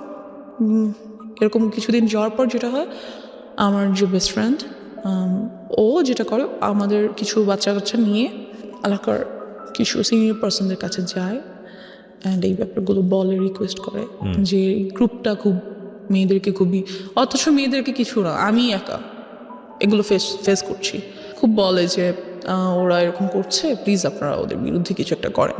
যাই হোক, তো সামহাও ওই ছেলেটা মেবি এরিয়া চেঞ্জ করে অন্য কোথাও বাসা নিয়ে নেয়। এবার যেটা হয়, আমাকে একটা ছেলে প্রপোজ তো না ঠিক, ব্ল্যাকমেইল করে for to be in a relationship with him. Like ওর বাবাও একজন অ্যাডভোকেট অ্যান্ড ওর আম্মু হাউসওয়াইফ, ওর বড় দুটো বোন আছে, দুজনেই এডুকেটেড। বলতে গেলে ওর ফ্যামিলিটা খুব ভালো, বাট ও জানি না কেন এমন হয়েছে, সম্পূর্ণ বিপরীত এবং বিকৃত মস্তিষ্কের একজন মানুষ আমার মনে হয়। বিকজ ও যেটা করতো, আমাকে প্রপোজ করে কয়েকবার, আমি বারবার রিফিউজ করে দিই because he looked so ugly first. Second, his behaviour was so nasty, so I didn't like him at all. সব থেকে বড় কথা হচ্ছে, অলওয়েজ এলাকায় আমি যখনই বেরোতাম দেখতাম সিগারেট খাচ্ছে। আমার অনেক অপছন্দ ছিল ওই টাইমটাতে। So I refused his proposal. একদিন যেটা হলো, রিক্সা দিয়ে যাচ্ছি, চলন্ত রিক্সা লাফ দিয়ে উঠে পড়লো। You have to accept my proposal anyhow. মানা করে দিলাম। ফোন করেছে, কোথায় তুমি? আমি কোচিংয়ে। বেরো, আমি রাস্তায় দাঁড়িয়ে আছি। বেরোয় দেখি মেইন রোডের রাস্তার মাঝখানে দাঁড়িয়ে আছে। আমি মরে যাবো তুমি যদি আমার প্রপোজাল অ্যাকসেপ্ট না করো। I was like whatever. Then যেটা করলো, ওর আব্বুকে দিয়ে আমাকে ফোন করো। মানে চিনতে ভুল করেছে, থাকে না, ওর কমন সেন্স মনে হচ্ছে একটা মেয়ে আমার একটা দয়া মায়া হবে, and I think she will fall in love with me, that's why ও মাঝখানে দাঁড়িয়ে আছে। বাট সব গাল তো একরকম না, খুশি হয়ে যাবে অনেকে। আই থিঙ্ক আপনি খুশি হয়ে গিয়েছেন, ঠিক আছে, আপদ বিদায় হবে যদি আজকে কিছু একটা হয়েই যায়। Kind of like that, yes, because ও অলওয়েজ পিছন, আমি যেখানে যাচ্ছি সেখানে। ওয়াই? এনিওয়েজ, তোর আব্বুকে দিয়ে আমাকে ফোন করালো।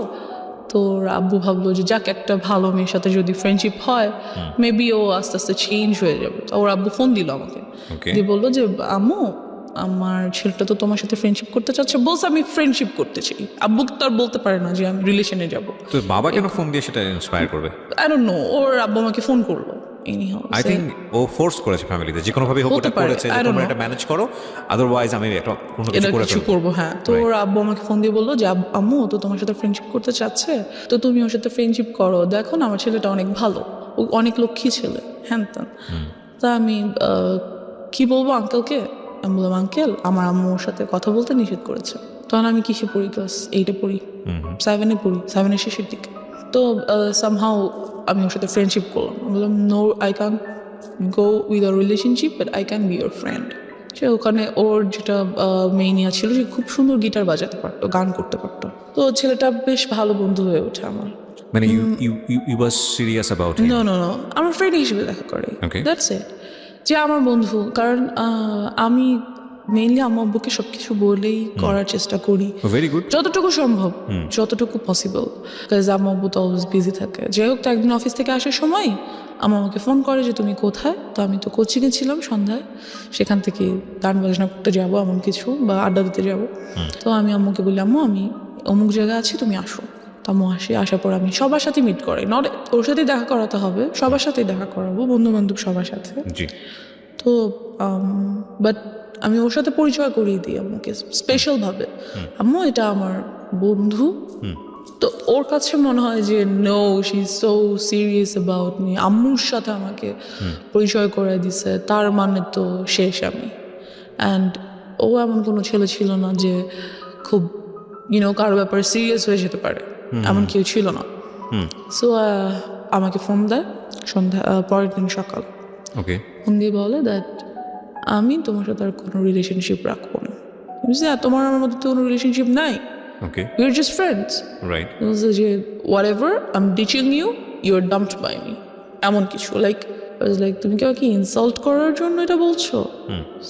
যেটাই ভাবো, তুমি আমাকে আর নেক্সট টাইম কল দিবা না, আমার সাথে কোনো কন্ট্যাক্ট করার ট্রাই করবা না, দ্যাটস ইট।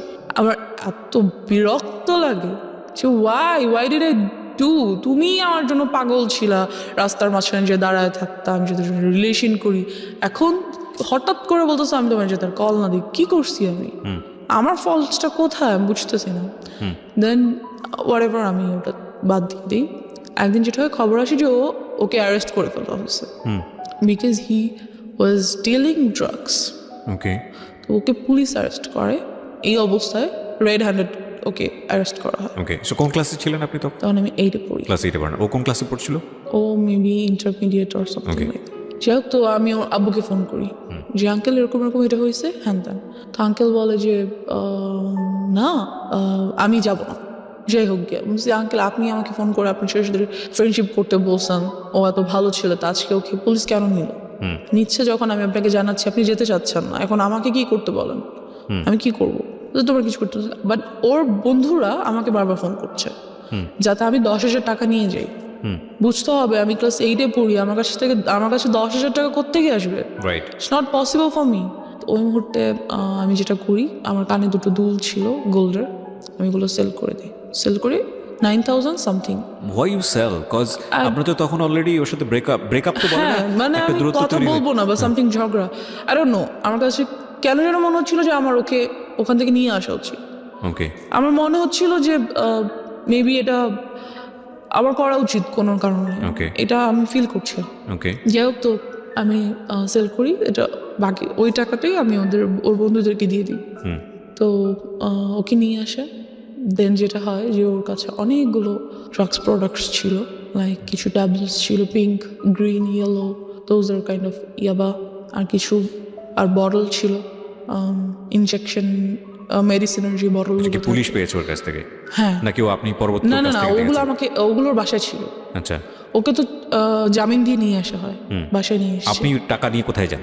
টাকা নিয়ে আমি কোথাও যাই না, ওর বন্ধুরা আমার বাসার সামনে থেকে এসে টাকাগুলো নিয়ে যায় ওকে। আর ওকে নিয়ে আসে। আচ্ছা, এটা পরবর্তী কাহিনী। মানে তার মানে আপনি নিশ্চিত ছিলেন না যে আসলে ওদেরকে পুলিশ ধরেছে কিনা? হ্যাঁ, আমি জানতাম, আমি প্রত্যক্ষ দেখিনি ওকে, যে আসলে দিস ইজ অ্যানাদার থিং। মানে এমনও তো হতে পারে যে ওরা আপনার কাছ থেকে টাকা নেওয়ার জন্য সিস্টেম করেছে। বলেছে। হ্যাঁ, হতে Okay. পারে।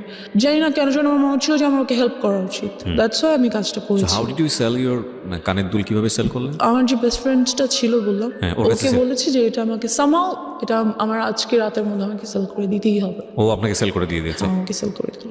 আমি জানি না ও কিভাবে কার কাছে সেল করছে, হতে মানে ও পারে। কখনো জিজ্ঞেস করেনি যে তুমি এটা কিছু জন্য সেল হ্যাঁ, করছো? জিজ্ঞেস করেছে। আমি বলছি যে don't ask anything, just I need to sell it, দাও। তো যেটা হয়, ওই ড্রাগস প্রোডাক্টসগুলো ওর বাসায় যেগুলো ছিল সেগুলো ওর একটা বন্ধু আমাকে এনে দেয়, যে ব্যাগ দেয় আর কি। পরে আমি খুলে দেখি এগুলো আছে। আমাকে ব্যাগে কি কিসের জন্য আপনাকে দেয়? আমার কাছে রাখার জন্য দেয় এবং বলে যে প্লিজ এগুলো তোমার কাছে কয়েকদিন রাখো, এই ব্যাগটা আমরা কিছুদিন পরে এসে নিয়ে যাবো। ও তখন কোথায়? ও তখন যেদিন আমি যখন টাকা দিচ্ছি তখন ওটা আমাকে দেয়, আচ্ছা। ব্যাগটা আমাকে দেয় রাখার জন্য। যে যদি পুলিশ ওদের বাসায় সার্চ করে তাহলে এগুলো পাবে, আর যদি ওদের বাসায় পায় তাহলে ওর বাবা মাকেও অ্যারেস্ট করা হবে। ওকে। ওর কাছে অল্প কিছু জিনিস পাওয়া গেছে, জন্য ওকে জামিন করা সম্ভব, বাট যদি এগুলো পায় তাহলে অনেক প্রবলেম হবে। সেটা হয় আমাকে দিয়ে যায়। তো ওর রাতে ওখান থেকে আমি কিছু জিনিস আমি রেখে দিই। কি মেন্টালিটিতে এটা করেছি, কেন ভালো লাগলো, আই ডোন্ট নো কেন আপনি রাখলাম। বুঝতেন যেগুলো ড্রাগ? না, আমি জানতাম না ওগুলো কি, বাট আমি রেখেছি। কেন রেখেছি আর আমার কাছে মনে হলো যে আমার রাখা দরকার, বা আমি রাখি। ইট ওয়াজ ইন আ ফ্লো, আমি রাখলাম জিনিসগুলো কোনো কারণে। তো রেখে দিলাম। রাখার পর ওরা কিছুদিন পরে সে ব্যাগটা নিয়ে গেল, কথাবার্তা বলি না। যাই হোক, তো এবার ড্রাগস কীভাবে নিলাম সেটাতে চলে আসি। ওগুলো আমার কাছে ছিল বেশ অনেক দিন, আমি ওগুলো রেখে দিয়েছিলাম, কিন্তু খুলিনি, ধরিনি, কিছুই না। যেটা হয় যে একদিন রাতে আম্মু আমাকে খুব বকা দিচ্ছিল, তখন আম্মু আমাকে একটা ছোট সেলফোন কিনে দেয়, ছোট্ট একটা, যাতে কোচিংয়ে গেলে বা কোথাও গেলে কথা বলা যায়। তো ওটা আমি টিপাটিপি করছিলাম, মেসেজেস দেখছিলাম। তো আম্মু এসে দেখে আমি বইয়ের সামনে রেখে ফোন ইউজ করছি। আম্মু খুব বকা দেয় আমাকে, প্রচণ্ড বকা দেয়। অ্যান্ড আমার পাস্ট নিয়ে অনেক কথা বলে, লাইক কখনোই তোমাকে নিয়ে আমি কোনো শান্তি পাই নাই, তুমি সবসময় আমাকে প্রবলেমস ক্রিয়েট করছো আমাদের লাইফে, তুমি এটা করছো সেটা করছো, হ্যান ত্যান, খুবই বকাবকি করে। তো এক পর্যায়ে আমি আমার উপর খুব চিল্লাই, ইট ওয়াজ মাই ফল্ট অর সামথিং, আমি করেছি ইচ্ছা করে, সামথিং লাইক দ্যাট। তো আম্মু যেটা করে, আমার ফোনটা নিয়ে ভেঙে ফেলে অ্যান্ড আমাকে রুম বাইরে থেকে লাগিয়ে চলে যায়। খুব বিরক্ত লাগে ব্যাপারটা, আমার খুব মেজাজ খারাপ লাগে যে আমি কেন আমার সাথে এই কাজটা করলো উইদাউট এনি রিজন। হঠাৎ করে এসে ফোনটা নিয়ে ভেঙে আমার সাথে রাগারাগি চিল্লাচিল্লি। আমি তো কিছু করিনি। কোন ক্লাসে তখন? আমি তখন ক্লাস 8-এ। আমার তখন টেস্ট পরীক্ষা সামনে, 8-এর টেস্ট পরীক্ষা চলছে, পরের দিন আমার ইসলাম শিক্ষা পরীক্ষা, এরকম কিছু। যাই হোক, তো আমি পড়ছিলাম, but phone that's why maybe আমার রাগ করছে যে পড়ার টাইমে ওয়াই আর ইউ। ঠিক আছে, সেটা তুমি বকা দিতে পারো যে ফোন কেন নিয়ে রেখেছো, বাট শি ওয়াজ লাইক তুই এটা করছিস ওটা করছিস। তো আম্মু আমাকে রেখে চলে গেল। রাতে খাবার দিল, খেলাম না, ঘুমাতে যাব। আম্মু ওদিন আমার সাথে আমার রুমে ঘুমাবে, সে ঘুমাচ্ছে। তো আমার ব্যাপারগুলো এত খারাপ লাগছিল যে আসলেই মেবি আমি আমার আব্বুর লাইফে অনেক বড় একটা প্রবলেম। আমার জন্য হয়তো বা আসলেই তারা অনেক সাফার করছে, যেহেতু আমার জন্য পুলিশের কাছে যেতে হয়েছে, এলাকায় প্রবলেম হয়েছে, a lot of things they had to suffer for me. So I was like আমার মেবি বাসা থেকে চলে যাওয়া উচিত, হয়তো আমি না থাকলে আব্বু আম্মুর কোনো প্রবলেম হবে না। তো তারা কি বলবো, তাদের সব প্রবলেম সলভ হয়ে যাবে, আমি হয়তো তাদের প্রবলেম। আমি যেটা করলাম, রাত্রে প্রায় 1:30টার দিকে ঘুম থেকে উঠে বাসা থেকে বের হয়ে গেলাম। And you don't know আপনি কোথায় যাচ্ছেন? নো আই ডোন্ট নো, আমার জাস্ট মনে হচ্ছিল আমি হয় মারা যাবো, আদারওয়াইজ এই বাসায় থাকবো না। ওকে, বিকজ আমি হচ্ছি এই বাসার প্রবলেম, আমি নাই তো বাসাটা শান্তি থাকবে। বিকজ আম্মুর কথা আমার এমনই মনে হচ্ছিল। তো আমি বের হয়ে গেলাম, বের হয়ে রাস্তায় একটু সামনে যেয়ে বসে রইলাম, একটা বাসার সামনে বসে রইলাম। তো তখন মনে হচ্ছিল যে না, বাসায় চলে যাই, বাসায় চলে যাই। আম্মা ঘুম থেকে উঠার আগে বা এটা জানতে পারার আগে যে আমি বাসায় নেই, আমি বাসায় চলে যাই। আর ভাবলাম না, যাবো না। Like I was confused and এর মধ্যে অনেক রাত হয়ে গেছে। তো যেটা হলো, আব্বু ঘুম থেকে উঠে গেল এবং দেখলো আমি নেই। এলাকায় কিছু লোককে ফোন দিল, এক পর্যায়ে অনেক টাইম হয়ে গেল আর কি, প্রায় ভোর হয়ে এসছে। তখন আব্বু পুলিশকে ফোন করলো, আব্বু পরিচিত ছিল থানার পুলিশদের সাথে। তো ফোন করলো যে দেখেন কোথাও আছে কিনা। তো টহলদার যে পুলিশরা ছিল আমাকে পেলো অ্যান্ড বাসায় নিয়ে আসলো। অ্যান্ড আব্বু আমাকে কিছুই বললো না, কোনো বকাঝকা করলো না, কিছু করলো না। বিকজ আব্বু নিউ দ্যাট আম্মু আমাকে এমন কিছু একটা বলছে যার জন্য আমি কাজটা করছি। তো আব্বু আমাকে জাস্ট বললো যে নেক্সট টাইম যদি কখনো তুমি বাইরে যেতে চাও, রাতে ঘুরতে যেতে ইচ্ছে করে, তাহলে বাবাকে বলবা, আমি তোমাকে নিয়ে যাবো। I was like wow great. But আমার এইটাতে হয়তো আমার ফিল করা উচিত ছিল যে না, বাবা আমাকে একটা চান্স দিছে, I should take it. But আমার কেন যেন খুব বিরক্ত লাগছিল, বকা দিল না কেন আমাকে? আমি রাতের বেলা বের হয়ে গেছি, আমাকে অবশ্যই বকা দেওয়া দরকার ছিল, দিল না কেন? কেমন যেন লাগছিল। এরপর থেকে যেটা হলো, আম্মুর সাথে আমার আর কোনো কমিউনিকেশন হচ্ছে না, কথাবার্তা হচ্ছে না। আর আমার খুব মাথা ব্যথা হতো, মনে হতো যে মাথা ব্যথায় মাথা ফেটে যাচ্ছে, এত মাথা ব্যথা হতো। যেটা হলো, আমি যাতে কোনোভাবে লাইক আর হ্যারাসড না হই, এই থটটা থেকে আমি অনেক বন্ধুদের সাথে, এমন ছেলেদের সাথে ফ্রেন্ডশিপ করেছিলাম যে যারা আমাকে মিস করতে পারে। করার কারণ হচ্ছে এটা যে ওরাই যখন আমার ফ্রেন্ড হবে, তখন ওরা আর আমাকে টিস করবে না বা আমাকে কোনো প্রবলেম করবে না। তো ওদের মধ্যে থেকে একজন আমাকে বললো কি যে তুই সিগারেট খা, সিগারেট খেলে যেটা হবে, মাথা ব্যথা করবে না। তো আমি সেই কাজটাই করলাম, সিগারেট খেলাম। অ্যান্ড ফিলিংসটা এমন ছিল যে হ্যাঁ, খুব মাথা ঘুরতেছে, কিন্তু একটু পরে আর মাথা ব্যথা করছে না। পৃথিবীর অন্যতম জঘন্য জিনিস, এবং এটা যারা খায় প্রথম আমি একটু বলে নিই, বিকজ এই ফ্যান্টাসিতে সবাই থাকি আমরা টিনেজ বয়সে। আমি যদি একটা টান দিইনি তা না, সে কারণেই বলছি। এর চেয়ে জঘন্য জিনিস আমার কাছে মনে হয় না। এটাতে মানুষ কেন নেশা, অন্যান্য ড্রাগসগুলোর ক্ষেত্রে কি হয় আমি জানি না, কোনো ফিল নিশ্চয়ই আসে, কিন্তু এটাতে তো কোনো ফিল আসার কোনো লজিকই আমি খুঁজে পাই না। একটা খুব কটু গন্ধযুক্ত একটা ধোঁয়া, এবং এটা মানুষ ভিতরে কেন যে নেয়, এবং নেয়ার পরে যে মুখের যে গন্ধ, এইগুলো এদের কাছাকাছি যাওয়া যায় না। আই এম সরি, মানে ইটস ভেরি এম্বারেসিং। এটা কোনোভাবেই মানে খাদ্যযুক্ত একটা জিনিস হইতে পারে না, কোনোভাবেই না। এই অখাদ্য এটা, এবং এত বেশি অখাদ্য, এটার ভিতরে মানুষ হুদাই অকারণে ব্রেন থেকে একটা ট্রমা, মানে এই পার্টিকুলার জিনিসের প্রতি মানুষ তৈরি করে যে না, এটা খাইলে এরকম একটা ফিল হয়, এটা খাইলে সিগারেট ছাড়া একটা কবিতা আসতেছে না, সিগারেট ছাড়া এটা হচ্ছে না, সিগারেট ছাড়া বাথরুম হচ্ছে না। ফালতু থিং, নাম্বার 1 ফালতু থিং, এত দুর্গন্ধযুক্ত জিনিস। জি বলেন। এনিওয়েজ, তো যেটা হয়, সিগারেট খাওয়া শুরু করে দিই আস্তে আস্তে। আর ওই পিরিয়ডটাতে আমার আর রাতে ঘুম আসে না। How do you smoke? Because আপনার তো ফ্যামিলিতে এটা জানানোর কোনো সুযোগ আমি নেই। ওই যে বললাম, ক্লাস 8 পড়া অবস্থায় আপনি স্মোক করেন, রাইট? বাসায় যার যার রুম আলাদা, কেউ কারোর রুমে যাচ্ছে না। আর রাতে তো সবাই ঘুমিয়ে যাচ্ছে, আমি আমার রুমে আছি। Like so you locked your room? No, I never lock my room, because আম্মু মাঝে মাঝে আসে। বাট রুম সবাই ঘুমিয়ে গেলে কিন্তু কেউ হাঁটলে সাউন্ড পাওয়া যায়, আপনি বুঝতে পারেন যে কেউ আসলে আমি ফেলে দিই, ফ্যান ছেড়ে একটু স্প্রে করে দিই, দ্যাটস ইট। এটা আমাকে ওরা শিখিয়ে দিয়েছে, এরকম করলে কোনো স্মেল পাবে না। হ্যাঁ, চকলেট রাখা যায় সাথে, তা আব্বু বুঝে না। আর আসলে তারা আসেও না, যেহেতু আমার রাতে ঘুম আসে না, কোনোভাবেই আমার ঘুম আসে না। ঘুম আসলেই আমি আজেবাজে স্বপ্ন দেখি, চোখ বন্ধ করলেই আমি দেখি that someone is trying to do something with me, they are like holding me, আমাকে দুই দিক থেকে দুইজনে ধরে টেনে ছিঁড়ে ফেলতেছে। ভয়ানক সব স্বপ্ন দেখি, লাইক আমি ঘুমাতে পারি, ঘুম আসলে ঘুম ভেঙে যায়। আজেবাজে স্বপ্ন দেখে। তো আমি এরকম একদিন রাতে ঘুমাচ্ছি, এমন একটা স্বপ্ন দেখলাম। স্বপ্নটা দেখে আমার এত ভয় পেলাম, ঘুম থেকে উঠে আমি ওই যে জিনিসগুলো এনে রেখেছিলাম ছেলেটার ব্যাগ থেকে, সেখান থেকে একটা বটল নিয়ে ইয়াটা খোলার চেষ্টা করি, কিন্তু এটা খোলা যাচ্ছিল না, ক্যাপটা। তো বুঝতে পারি যে ওটা সিরিঞ্জের সুইটা ঢুকিয়ে টান দিয়ে খুলতে হবে। So I did this, but আমি ওটা বডিতে পুশ করি না, যেটা করি গ্লাসে, মানে নেই, একটা ছোটো গ্লাসের মধ্যে নিয়ে আমি ওটা খাই ওই দিন রাতে। যেটা হয় যে ওটা এতটা তিতা ছিল, আর খাওয়ার ঠিক 10 থেকে 15 মিনিটের মধ্যে আমি সেন্সলেস হয়ে যাওয়ার পর আব্বু আম্মু সামাও মেবি আমাকে রাতে দেখতে এসেছিলো যে ঘুমাচ্ছি কিনা, ঠিক আছে কিনা, একটু বাদে আর কি। আমি সেন্সলেস হয়ে যাওয়ার কিছুক্ষণ পর তো দেখে আমি মাটিতে শুয়ে আছি, ফ্লোরে। তো তারা এসে দেখে, আব্বু আমাকে ধরে সোজা করে দেখে আমার মুখ থেকে ফেনা বের হচ্ছে। দেখে আমাকে সাথে হসপিটাল নিয়ে যাওয়ার পর হোয়াট ওয়াজ ইট, কি ছিল? I don't know, maybe some drug product যেটা বডিতে নিতে হয়, অফকোর্স, যেহেতু ইনজেকশন ইয়াগুলোতে ছিল, বটলগুলোতে ছিল। সেটা আপনি খেয়ে ফেলেছেন? হ্যাঁ, সেটা আমি খেয়ে ফেলেছি। আমি বুঝতে পারিনি যে জিনিসটা আসলে যে কী ধরনের ড্রাগ প্রোডাক্ট, বুঝতে পারছিলাম না। যেটা হয় তো নিয়ে ওয়াশ করে বাসায় নিয়ে আসি, 2 দিন হসপিটাল থেকে বাসায় চলে আসি। এরপর থেকে আমি কেউ যেন আমার ভালো লাগে না, আমি রাতেও ঘুমাতে পারি না, দিনে আমার কিছুতেই শান্তি লাগছে না, কিছুতেই আমি থাকতে পারছি না।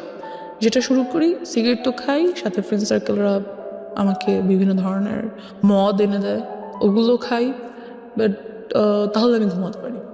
যেটা ঘুমাতে পারি বলতে কি, মানে সেন্স থাকে না কোনো, ঘুমিয়ে যাই, সকালে উঠি, এই ঘুম বলা যায় না এটাকে আর কি। তো এভাবে করতে করতে এক পর্যায়ে যেটা হয়, আমার হেলথ খুব খারাপ হয়ে যেতে থাকে। তো আমি বুঝতে পারি that whatever I am doing is not good for me. কী করবো, ভাল লাগছিল না, এগুলো ছাড়া কোনোভাবেই থাকতে পারছিলাম না। এর বাহিরে আরও কিছু ড্রাগ প্রোডাক্টস ট্রাই করতে চাই, মেবি ওগুলোর দ্বারা এগুলো ওভারকাম করতে পারবো, এমন একটা থট ছিল যে হয়তো ওগুলো যদি আমি ট্রাই করি তাহলে হয়তো এগুলো ওভারকাম করতে পারবো, এমন একটা ব্যাপার। তো একদিন একটা ফ্রেন্ড বলে যে ঠিক আছে, তোকে আজকে ইয়াবা ট্রাই করাবো, তার জন্য অমুক ফ্রেন্ডের বাসায় চল, ওর বাসায় আজকে আব্বু আম্মু থাকবে না।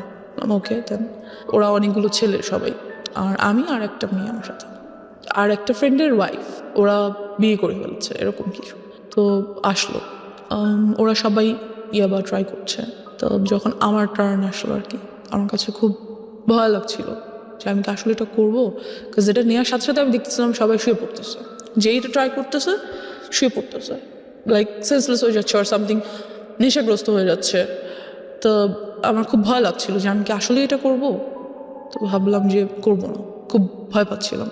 ওখান থেকে চলে আসি সামহাও। ওরা আমাকে যেতে খুব মানা করে। তো ওদের মধ্যে থেকে 2জন অপরিচিত ছেলেও ছিল, ওরা নিচ্ছিল না, ওদের আমার আগে নেওয়ার কথা ছিল। 2টা কারণে আমি ভয় পেয়েছিলাম, ওদের আমার আগে নেওয়ার কথা ছিল, বাট ওরা নিচ্ছিল না। তো আমি ভাবলাম যে হতে পারে যে আমাকে এজন্য এখানে আনা হয়েছে যে আমি ড্রাগসটা নিব, then they are going to do something. আমার ব্রেনে শুধু এটাই কাজ করছিল, যাচ্ছে আমি নিলাম না, চলে আসলাম ওখান থেকে। অ্যান্ড ড্রাগ অ্যাডিকশনের মধ্যে তাহলে কিছুই পড়ে না, শুধু পরে আমি খুব সিগারেট খেতাম অ্যান্ড এলাকায় সবাই এটা জানতো, আব্বুকে খুব বিচার দিত। তো একদিন আব্বু আমাকে সরাসরি এসে ধরার জন্য রাতে ঘুমায় না, বিকজ পাশের বিল্ডিংয়ে লোকের আব্বুকে এটা বলতো, সিগারেট খায় আমরা দেখি, হ্যাঁ ছাদে যেয়ে খায় বা বারান্দায় বসে খায় আমরা দেখি। তো একদিন রাতে আব্বু ঘুমায় না, আমি সিগারেট খাচ্ছি, এরই মধ্যে আব্বু রুমে এন্টার করে। আমি বুঝতে পারি না, বিকজ ফ্যান চলছিল, আমি খেয়াল করি না, শব্দ পাই না। তো আব্বু এসে আমার সামনে এসে দাঁড়িয়ে he says, you have cigarettes? I say yes. কিছু করার নেই, আমাকে তো দেখে ফেলেছে। দেন হি সেইজ, আমাকেও দাও, আমিও একটু খাবো। বাবা কখনো সিগারেট তো দূরের কথা, আব্বু চাও খায় না, কিছুই খায় না, কোনো ধরনের আউট ভাত বা নর্মাল খাবার ছাড়া আউট কোনো কিছু বাবা খায় না। হি সেইড, আমাকে একটু দাও, আমি খাবো। কেন খাও, কি ভালো লাগে, বকা দেয় না আমাকে কোনো। সো আব্বু ওদিন সারা রাত আমার সাথে অনেক গল্প করে, তার লাইফ সম্পর্কে অনেক কিছু বোঝায়। দেন যেটা হয় যে আমি বুঝতে পারি, বাট সিগারেট ছেড়ে দেওয়াটা তো ইজি না, and I couldn't do that. তো আমার যে বেস্ট ফ্রেন্ডের কথা বলছিলাম, সবই জানতো মোটামুটি। এক পর্যায়ে আমাকে প্রপোজ করে that yes, I like you so much and I think you must be my ও জানতো যে girlfriend. আপনার এই Yeah. আদ্যপান্ত সব জানতো। হ্যাঁ, ও সব কিছু জানতো, ও ছোটো থেকে আমার সাথে ছিল। অ্যান্ড আপনার এই ধরনের অ্যাক্টিভিটিসে আপনার পড়াশোনায় কোনো ক্ষতি হতো না? হ্যাঁ, অফকোর্স আমার রেজাল্ট অলওয়েজ খারাপ হতো, পড়াশোনায় মনোযোগ ছিল না, এরকম চিন্তা কিছু। করে দেখেন, একটা root cause basically sexual harassment, and ওই জায়গাটা থেকে একটা মেয়ের জীবনটাকে কিভাবে অন্যদিকে নিয়ে যাচ্ছে। ওকে, তো ওর এই প্রপোজালটা আমি অ্যাকসেপ্ট করে ফেলি। ও আমার ক্লাসমেট, বাট ও জানি না ও ইচ্ছা করে কি না, বা আল্লাহ প্রদত্ত হতে পারে, ওর সাথে থাকার কারণে দেখা গেছে আমি অনেক কিছু স্কিপ করতাম। লাইক হ্যাঁ আচ্ছা কোচিংয়ে যাও, প্লিজ যাও পড়ো, ওকে আমার নোটটা নাও, লাইক পড়াশোনার ব্যাপারেও আমাকে খুব হেল্প করতো। অ্যান্ড যেটা হতো যেই জিনিসটাতে আমি ভয় পেতাম, like if somebody touches me, আমি এটা কখনো নিতে পারতাম না যে কেউ আমাকে টাচ করতেছে। আমার কাছে এসে কোনো ছেলে বসলেও আমার বিরক্ত লাগতো, ভালো লাগতো না। আমার আমি হ্যালুসিনেট করতাম that he is coming towards me, trying to touch me, something like that. আমি মেন্টালি লাইক কী বলবো, উইক হয়ে যাচ্ছিলাম। বাট এই কাজটাও কখনো করতো না, সেটা আমাকে ওর কাছে খুব কমফোর্ট ফিল করতাম। Okay, okay. Because he never use to do this, যেটা আমার ছেলেদের প্রতি অলওয়েজ থিঙ্কিং ছিল, এই কাজটাও করতো না কখনো আমার সাথে। So he was like very friendly with me, helpful, lovable, something like that. তো নোট করে দিত, আমার সব নোটও করে দিত, হোমওয়ার্ক করে দিত, লাইক ও আমাকে ইন্সপায়ার করতো সব কিছুতে, আমাকে বুঝায় বলতো। I use to cry with him that I had all this in my life. সাধারণত বেসিক্যালি দেখা যায় কি, যে কোনো ছেলে যদি রিলেশনশিপে যেতে চায়, তারা কখনোই এমন একটা মেয়ের সাথে রিলেশনশিপ করবে না যার লাইফে এই ধরনের হিস্ট্রি ছিল। I guess no. অ্যান্ড কোর্সটা তো গুড, অ্যাটলিস্ট ওরা একবার হলেও বলবে যে তুই এগুলো করে আসছিস। যখন একদম টেম্পার লুজ করে তখন এগুলো হ্যাঁ, আর ওকে অ্যাবিউজ করবে, আর ওকে ইউনো কী বলবো, একটু আন্ডার এস্টিমেট করবে। বাট যেটা ওর ক্ষেত্রে হতো, কখনোই এই কাজগুলো আমার সাথে করতো না। আর অলওয়েজ আমাকে খুব ইন্সপায়ার করতো that it's okay, you are going to overcome all this, it's fine. How your family treated you? Because বাবা জেনে গেল যে তুমি সিগারেট করছো, আমি তোমাকে তুমি করেই বলি, বিকজ তুমি আমার অনেক ছোটো হবা, এতক্ষণ পরে তুমি চলে এসছো। It's okay. সো তুমি সিগারেট নিচ্ছ এবং তোমার বাবা তোমার সাথে বিষয়গুলো শেয়ার করছে, তারও পার্সোনাল লাইফ শেয়ার করছে, তার মানে খুব ইন্টেলিজেন্টলি সেই জিনিসটাকে ডিল করছিল। এবং সে খুব ভালোভাবে বুঝতে পারছিল যে আমার মেয়েকে যদি আমি এখন খুব অতিরিক্ত শাসনের জায়গায় নিয়ে যাই, সে আরও বেশি খারাপ হয়ে যেতে পারে। সো খুব ইন্টেলিজেন্টলি সে ডিল করছিল। বাট এটা নিয়ে কি তোমার বাবা মার মধ্যে কোনো ধরনের কোনো ঝামেলা দেখতা? কোর্স তারা কি বলবো, তোমাকে নিয়ে ঝগড়া করা বা না তাহলে? আমার আব্বু আম্মু খুব কাম, আগেই তো বলেছি। তারা ঝগড়া করতো না, বাট টেন্সড থাকতো অফকোর্স। মাঝে মাঝে যদি আমি, যেহেতু রাতে ঘুমাতে পারি না, স্টিল পারি না, আমি যদি উঠে তাদের রুমের কাছাকাছি যাই। তুমি রাতে ঘুমানো বলে আমার অনুষ্ঠানগুলো শুনেছো, that's why you are here. এটা আমি একটু জাস্ট খালি বলে দিলাম। ও কোনো অ্যান্ড্রয়েড ইউজ করে না এবং এটার পিছনে একটা রিজন আছে। রিজনটা কি বলো তো? রিজন হচ্ছে যেহেতু লাইফে অলরেডি এত কিছু হয়ে গেছে, অ্যান্ড্রয়েড ইউজ করা মানে বাবা মা চিন্তা করে অ্যান্ড্রয়েড ইউজ করলে অনেক কিছু, আর অ্যান্ড্রয়েড দিয়ে পাওয়া যায় না। হ্যাঁ, পাওয়া যায় না এমন তো কিছু নাই, অ্যান্ড্রয়েডে সব কিছু পাওয়া যায়। So আমি আরও ইনফরমেশন জানবো, হয়তো আরও অনেক কিছুর ব্যাপারে জ্ঞান খুলে যাবে, সেগুলো ট্রাই করতে চাই। আরো বেশি ডিরেইলড হয়ে যেতে পারো তুমি, যে তুমি ড্রাগের কাছে চলে গিয়েছো। সো দ্যাটস ওয়াই ওনারা বলেছে যে তুমি এটা থেকে দূরে থাকো, এবং আলটিমেটলি তুমি এটা এগ্রিও করেছো। অফকোর্স। সো তুমি তো আসলে অবাধ্য না, যেটা মনে হয়েছে। এবং তারপরেও এই বিষয়গুলো যখন ফ্যামিলি জেনে গেল, তোমাকে ড্রাগের কাছ থেকে সরানোর জন্য কি করেছে তারা? ড্রাগের কাছ থেকে যেটা আমি বললাম যে ইয়াবাটা মাঝে মাঝে ট্রাই করতো। ওকে। তো ওটার জন্য আমাকে রিহ্যাবে পাঠানো হয়েছিল। এক পর্যায়ে তারা রিহ্যাবে পাঠালো? হ্যাঁ, যখন বাবা জেনে যাবে। কোন ক্লাসে ছিলে তখন তুমি? 9-এ। ক্লাস 9-এ। আচ্ছা, তারপর? বেশি দিন আমি ছিলাম না অবশ্য সেখানে। বেশি দিন কি, আই মিন টু সে, ওখানকার ডাক্তারদের সাথে খুব কথাবার্তা হতো, আর যা ট্রিটমেন্ট ছিল বাসায় তা চলতো। বিভিন্ন ধরনের মেডিসিনস অ্যান্ড ট্রিটমেন্টস, ওগুলো বাসায় হতো। তারপর আস্তে আস্তে সেগুলো থেকে চলে যাই। অ্যান্ড আল্লাহর রহমতে আমি এখন কোনো কিছুই আর নিই না, nothing. I am totally out of it. এখন তো ফ্যামিলি সব কিছু জানে তোমার সম্পর্কে। হ্যাঁ, তো সব কিছু জানার পরে তারপরে সব কিছু বলতে জানে আর কি, মানে ডেফিনেটলি তুমি যেগুলো এখানে যেগুলো বলেছো, সেগুলো থেকে আমার কাছে মনে হয়েছে যে অনেক কিছুই জানে। তো এরপরে তোমার প্রতি তাদের যে আচরণটা, সে আচরণটা কি তোমাকে কমফোর্ট দেয় ফ্যামিলি এনভায়রনমেন্টে? হ্যাঁ, of course comfort. They are a comfort zone for me, of course they are. Because আমার আব্বু খুব ইন্টেলিজেন্টলি সব কিছু হ্যান্ডেল করে। দে ফিলস যে হ্যাঁ, আমার ওকে কন্ট্রোল করা দরকার। আর আমাকে ম্যানেজ করা দরকার, মেনটেন করা দরকার, বাট ওকে টর্চার করে না, মেন্টালিও না, ফিজিক্যালিও না, because they knows about it.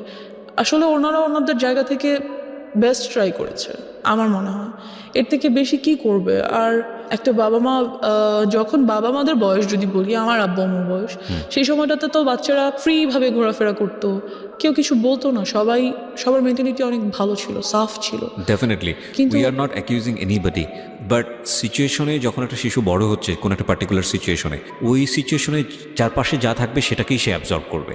Right. ওই সিচুয়েশনটা যদি তার জন্য প্রতিকূল হয়, সেটাকে সেভ করার দায়িত্ব প্রথমত বাবা মার। সমাজ তো অবশ্যই, পরিবার তো অবশ্যই, তাদের একটা ভূমিকা আছে, এবং সেই জায়গায় অনেক বড় বড় ল্যাক আছে আমাদের, বিশেষ করে নারী শিশুদের ক্ষেত্রে, নারীদের ক্ষেত্রে, এবং অফকোর্স শিশুদের ক্ষেত্রেই আমি বলবো। এবং এই যে ধরনের যৌন নির্যাতন, এই নির্যাতনটা কিন্তু শুধু বাংলাদেশের সিনারি না, এটা কিন্তু সারা ওয়ার্ল্ডেরই সিনারিও। এবং সেখানে আমরা দেখি যে স্পোক পারসন, মানে যারা এই বিষয়গুলো নিয়ে কথা বলেন, তারা ইনডিটেলি জান না কী হয়। এবং খুব ভালো, আমি তোমাকে মানে স্যালুট করি যে সামহাও কাউকে না কাউকে তো এগিয়ে আসতে হবে, কাউকে না কাউকে তো বলতে হবে। তুমি কি মনে করো যে এগুলো নিয়ে স্পিক আউট বললে এটা কিছুটা হলে কমবে, বা এখানে একটা ইফেক্ট পড়বে, বা যারা এই কাজটা করে তারা সতর্ক হবে? অফকোর্স হবে ইনশাল্লাহ, আর হওয়া উচিত, বিকজ আমরা মেয়েরা আজকাল অনেক কিছু করতে চাই, মেয়েরা পাইলট হয়, ডক্টর হয়, ইঞ্জিনিয়ার হয়, অনেক কিছু হয়। হতে হলে কিন্তু অনেক কিছু ফেস করতে হয়। যে যত বড় হবে, যত উপরে উঠবে, তার ততগুলো ধাপ পেরিয়ে যেতে হবে। আর সে প্রত্যেকটা ধাপে ধাপে কোনো একটা বিপদ হয়তো ওয়েট করছে। সে যদি নাই জানে যে কোনো একটা বিপদ আমার জন্য ওয়েট করছে আমার মতো, তাহলে সেটা সে ওভারকাম করবে কিভাবে, তাকে জানতে হবে। কিন্তু আমার জায়গাটা হচ্ছে ওইটাই, যে যারা সুযোগটা নিল, লাইক তোমার স্কুল টিচার, ইভেন গাড়ির ড্রাইভার, ইভেন তোমার বাসার কাজের লোক, ইভেন কাজের মিস্ত্রি, কেউই তো বাদ যায়নি, রাইট? তো তুমি কি মনে করো যে তোমাদের মতো যারা ভিকটিম আছে, যারা এইভাবে বিভিন্নভাবে হচ্ছে ফ্যামিলিতে টর্চার, এখানে একটা ছেলেও হতে পারে, হ্যাঁ, যেও হতে পারে, তো তাদের আসলে বলা উচিত, অন্তত ফ্যামিলিতে বলা উচিত, বেশি বেশি করে এই বিষয়গুলো অবশ্যই বলা উচিত, তাদের জানানো উচিত, তাদের প্রবলেমসগুলো শেয়ার করা উচিত। এতে করে যারাই কাজটা করছে তারা ভয় পাবে, রাইট, তাদের মনে হবে যে এই কাজটা যেহেতু এগিয়ে আসছে মানুষ সামনে, আমি নেক্সট টাইম করলে আমার শাস্তি হবে, রাইট, তাদের ভয় পাওয়া উচিত, এবং ভয় পাবে তারা বলবে। এবং আমিও বলতে চাই যে এই যে অন্ধ কুসংস্কার একটা সামাজিক মানসিকতা, যে ওনার মেয়ে এটা হয়েছে না জানি ওনার মেয়ে কত খারাপ, বা ওনার ছেলে এটা হয়েছে না জানি ওনার ছেলে কতটা খারাপ, এই না জানি থেকে আমাদেরকে বের হতে হবে। কে কি মনে করলো না করলো, সেই জায়গাটায় যদি কোনো ইনজাস্টিস থাকে, এবং সেই ইনজাস্টিসটাকে আপনি নিজের সম্মানের জায়গাটা থেকে যদি মনে করেন যে ওকে আমি এই ইনজাস্টিসটাকে মেনে নিচ্ছি নিজের সম্মানের জায়গা থেকে, ফাইনালি আপনার সম্মান থাকে না আসলে, এটা কোনো না কোনোভাবে এটা কিন্তু আপনি হ্যারাসমেন্টের শিকার হচ্ছেন। So you are right now 19, এবং আমি মনে করি যে জীবনে আরও অনেক অনেক অভিজ্ঞতা সামনে আছে, অ্যান্ড ইনশাল্লাহ it will be positive for you. আমি ডেফিনেটলি থ্যাঙ্কস জানাই তোমার বাবা মাকে, তারা তোমাকে অনেক লিবার্টি দিয়ে বড় করছেন, বাট এই জায়গাগুলো আমার মনে হয় না তোমার ক্ষেত্রে তুমি যে পরিমাণ সাফার হয়েছে, তোমার ইয়াঙ্গারের ক্ষেত্রে অতটা সাফার হওনি, কারণ তোমার একটা অভিজ্ঞতা ছিল, সো তোমার জায়গাটা থেকে তুমি ওকে শেল্টার দিতে পেরেছো। সো সেই জায়গাটা থেকে আমি মনে করি যে ডেফিনেটলি আজকের এই এপিসোডটা অনেকের জন্যই লার্নিং হবে, এবং আমি তোমার জন্য উইশ করি যে তোমার একটা বেটার ফিউচার হোক, এবং তুমি রাইট নাও 19, এবং তুমি অনেক ভালো পড়াশোনা করো, তোমার লাইফের যে এইম আছে সেই জায়গাগুলোতে তুমি খুব ভালো করো। আর দিন শেষে যাই কিছু করি না কেন, আমাদের একটা জিনিস মাথায় রাখতে হবে, we live in the society, we live in the family, এবং আমাদের যে প্রবলেমগুলো আছে সেগুলো হয়তো আমাদের কিওর করতে হবে, but we can deny our society, we can deny our family. So বাবা মা যাই কিছু করুক না কেন, যেটাই কিছু করুক না কেন, তারা আমাদের বেস্ট গিফট আমাদের দুনিয়াতে, এবং we have to respect them, এটা হচ্ছে শেষ কথা। So thank you so much আমার এখানে আসার জন্য, wish you best of luck. Thank you so much.